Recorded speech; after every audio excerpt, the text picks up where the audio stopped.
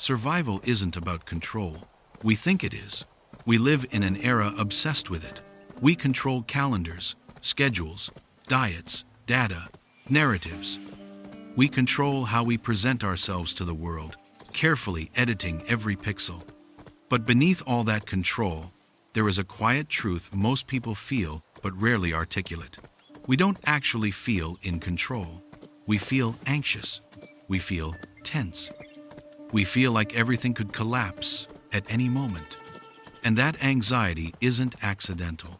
It's the psychological cost of trying to hold together a world that feels increasingly unstable. This is where Revelation chapter 4 begins. Not with chaos, not with fear, not with collapse, but with a throne. And that choice is not poetic coincidence. It's a psychological statement. After addressing the 7 churches, after exposing identity under pressure, the text does something radical. It pulls the reader out of the noise of the world and into a completely different perspective. After this I looked, and there before me was a door, standing open in heaven.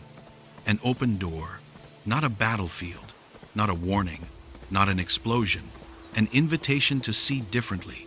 And what is revealed first? Not a weapon, a throne.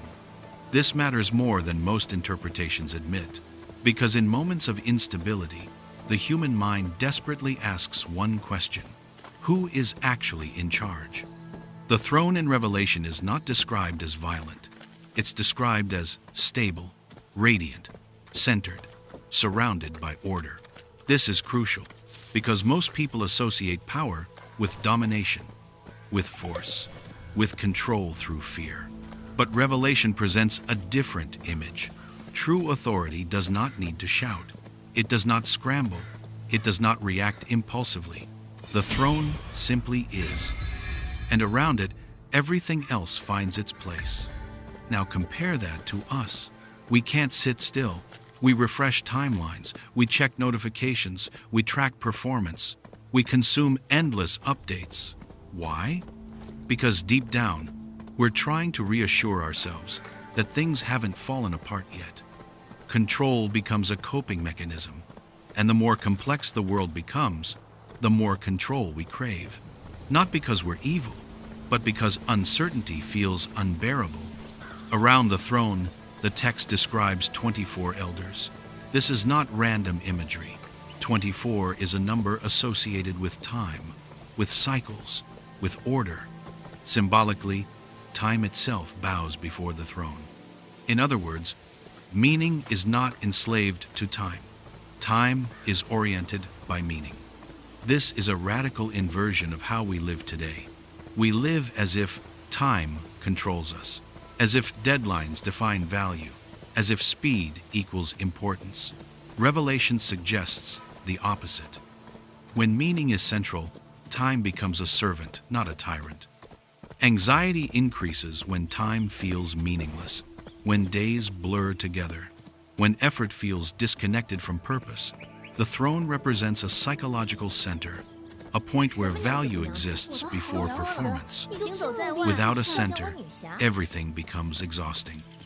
Then comes the scroll, a sealed scroll, containing what many interpret as the future, history, destiny. And here's the tension. No one can open it.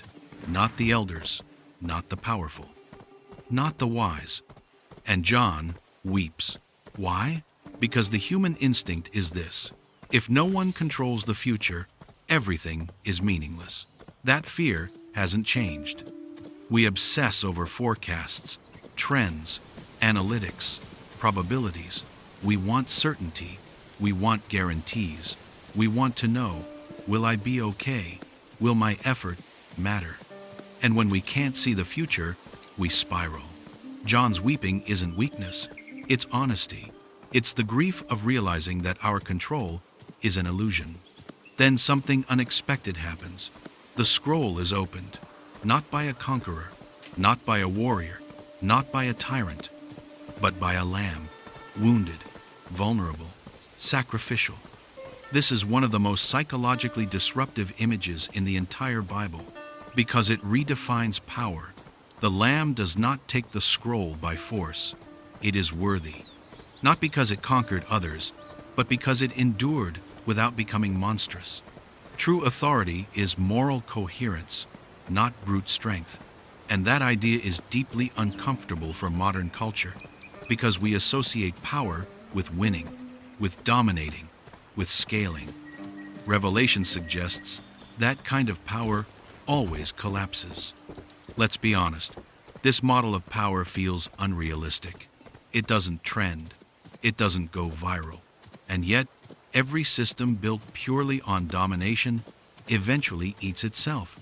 History proves this repeatedly. Rome, empires, corporations, ideologies, power without meaning corrodes. The throne room reveals something subtle but devastating. The world is not held together by force, it's held together by coherence. When coherence breaks, no amount of control can save the system. Notice something else about the throne room. It is not noisy in the way our world is noisy. There is worship, yes, but not panic. Silence appears later in Revelation as one of the most powerful responses. Silence in the face of complexity is not ignorance, it's humility. Modern life has no silence. We fill every gap. Noise replaces reflection. Content replaces contemplation. And without silence, we lose the ability to see patterns. Why does this matter? Because once identity is exposed, the next question becomes, what holds reality together when everything else feels unstable? Revelation answers, not fear, not control, not domination, but alignment. So here is the uncomfortable turn inward. Where in your life are you trying to control outcomes instead of clarifying meaning? Where are you forcing progress because something feels uncertain?